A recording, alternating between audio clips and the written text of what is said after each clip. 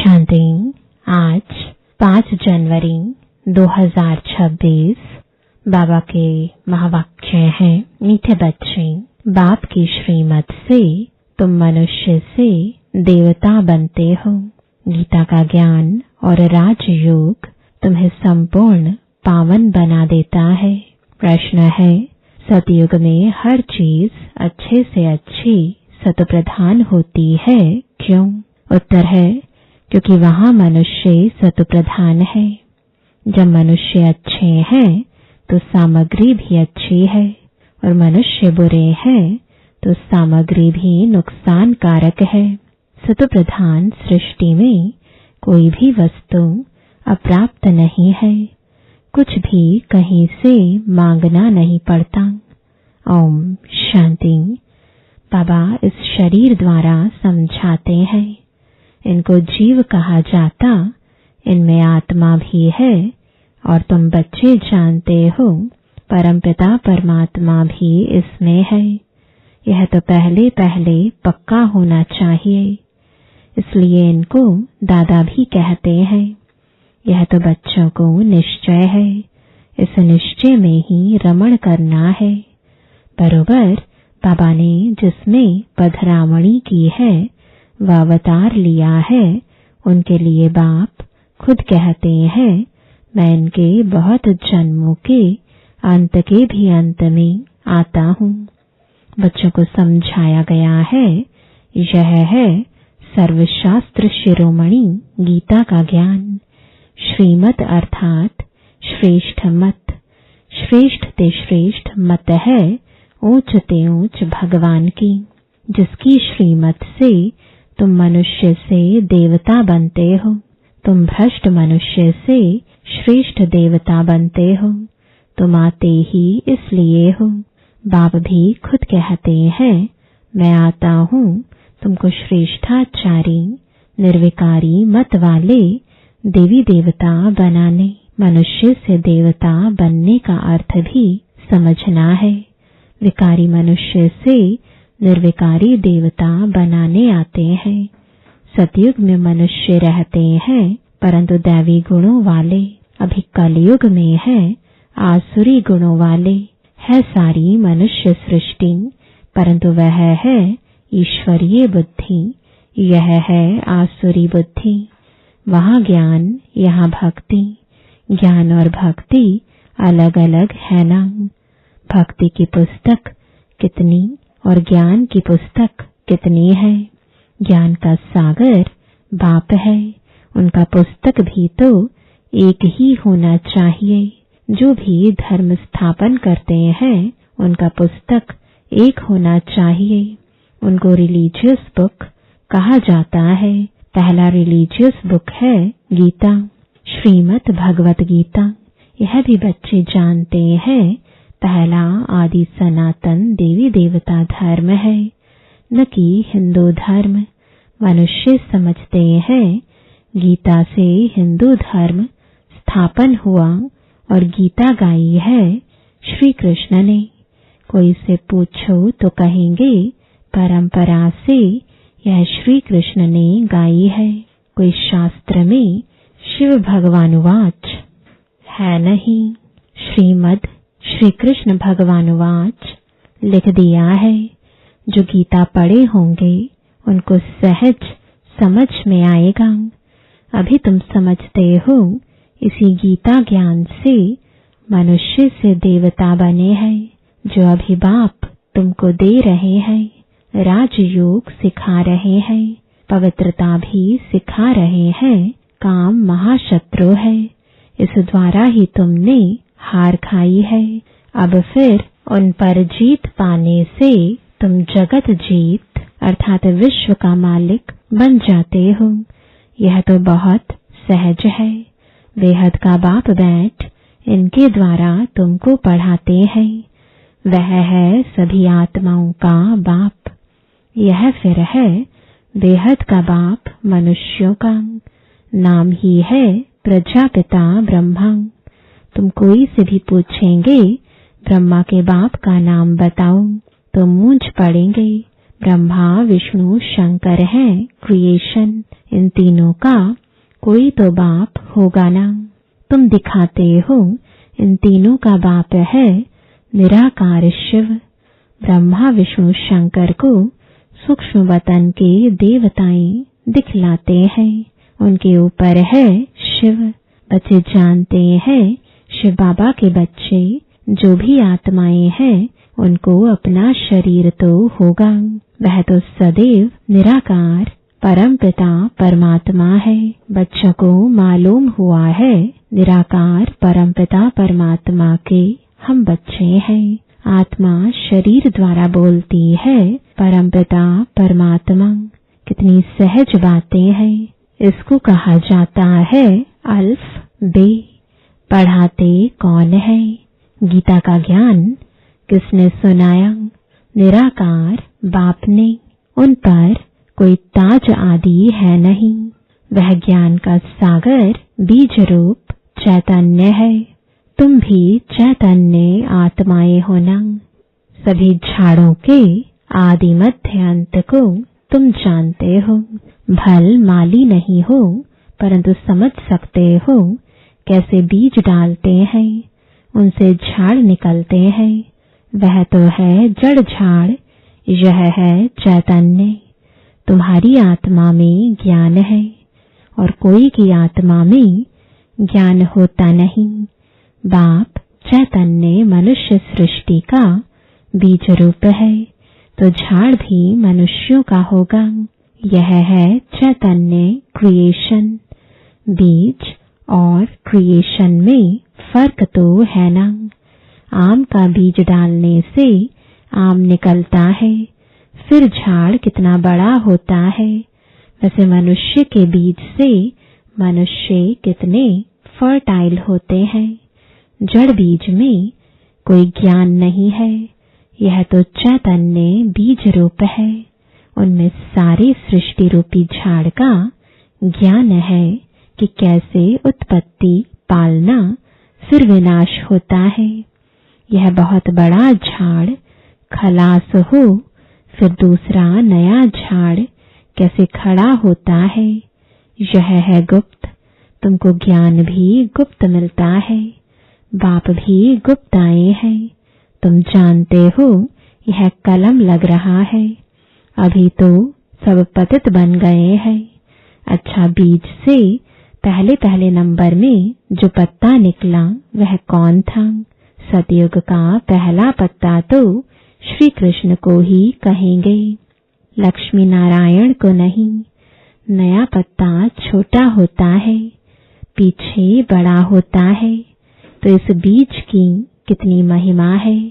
यह तो चैतन्य है ना।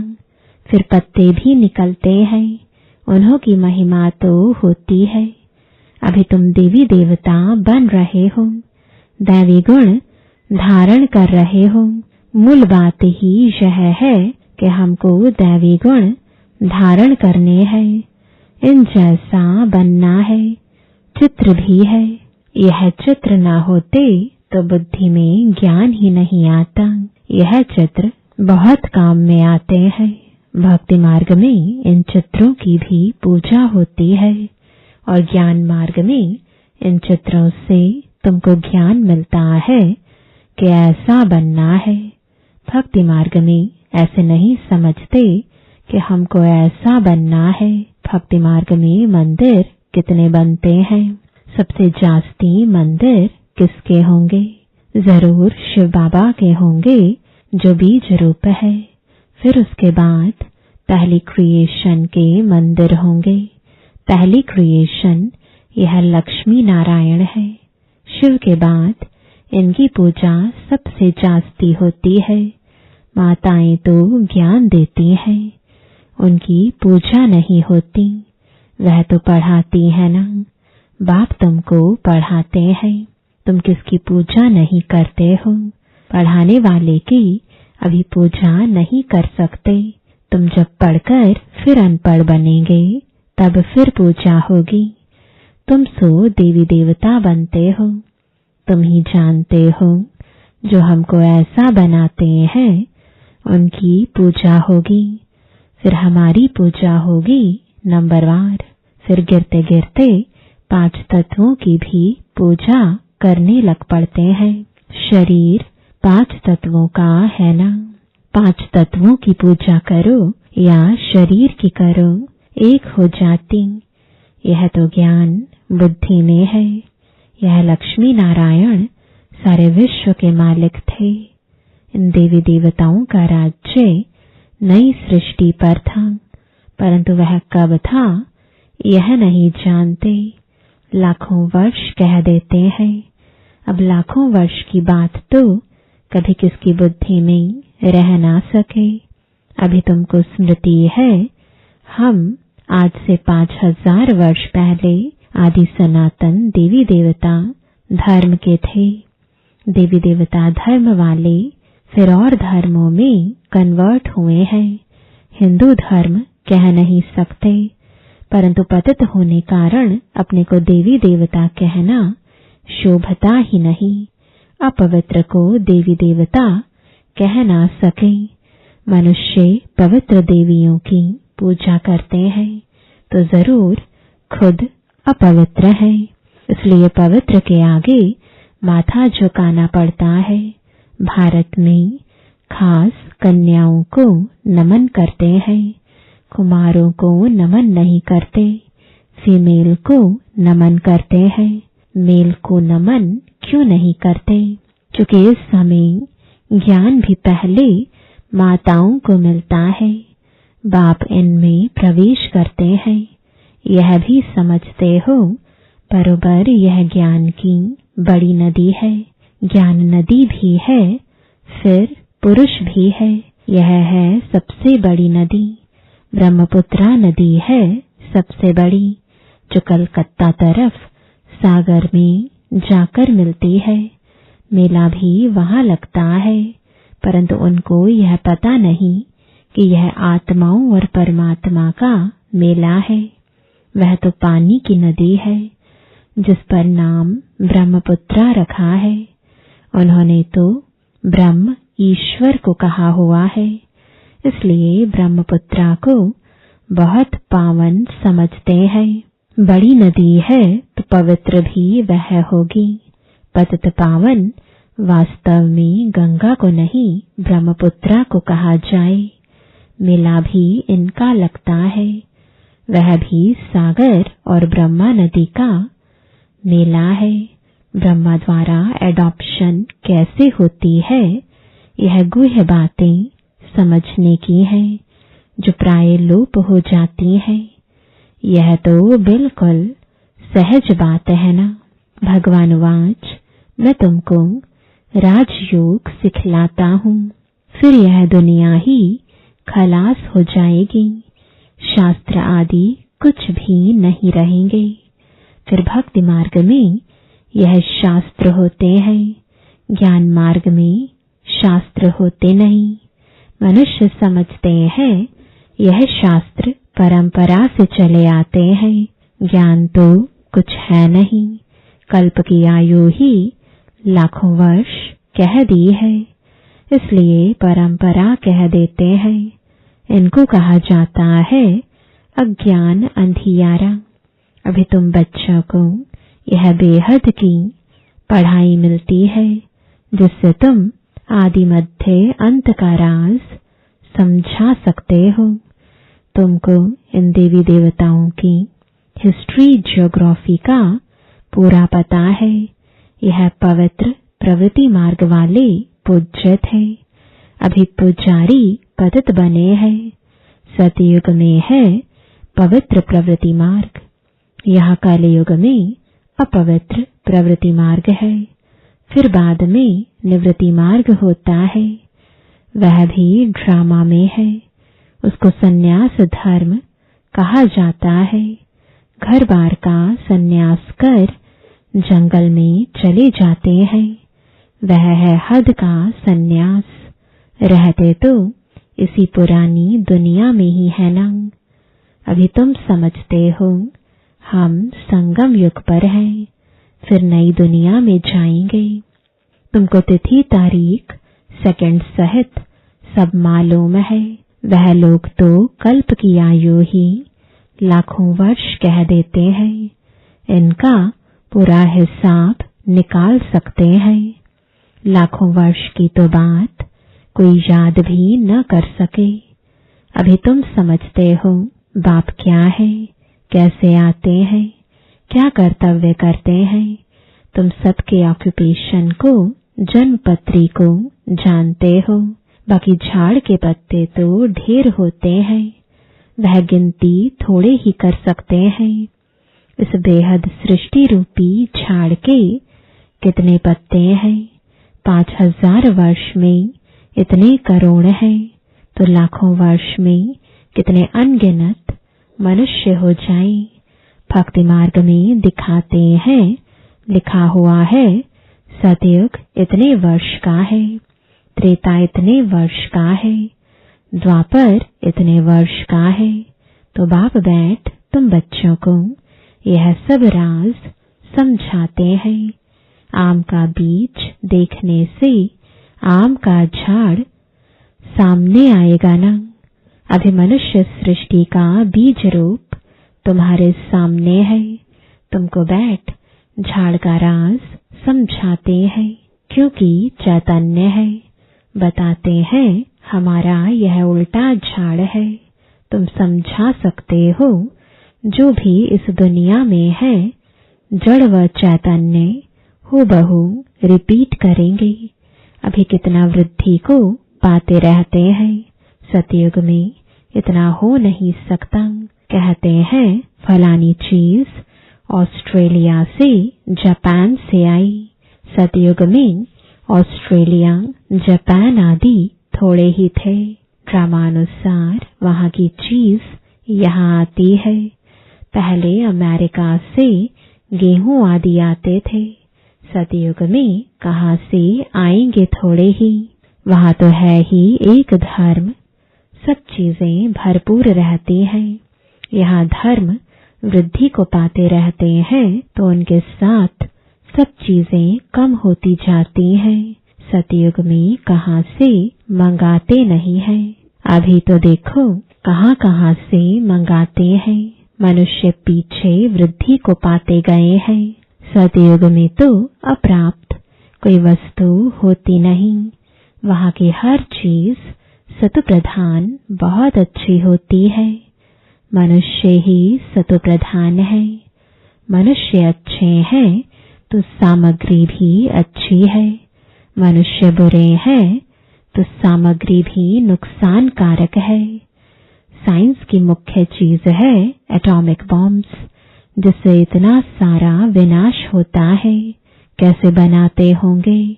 बनाने वाली आत्मा में पहले से ही ड्रामानुसार ज्ञान होगा। जब समय आता है तब उनमें वह ज्ञान आता है। जिसमें सेंस होगी वही काम करेंगे और दूसरे को सिखाएंगे। कल्प कल्प जो पाठ बजाया है वही बजता रहता है। अभी तुम कितने नॉलेजफुल बनते हो, इनसे जास्ती नॉलेज होती नहीं। तुम इस नॉलेज से देवता बन जाते हो। इससे ऊंच कोई नॉलेज है नहीं।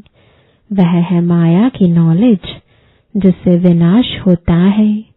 वह लोग यानी साइंटिस्ट मून में जाते हैं, खोजते हैं। तुम्हारे लिए कोई नई बात नहीं। यह सब माया का पॉम्प है।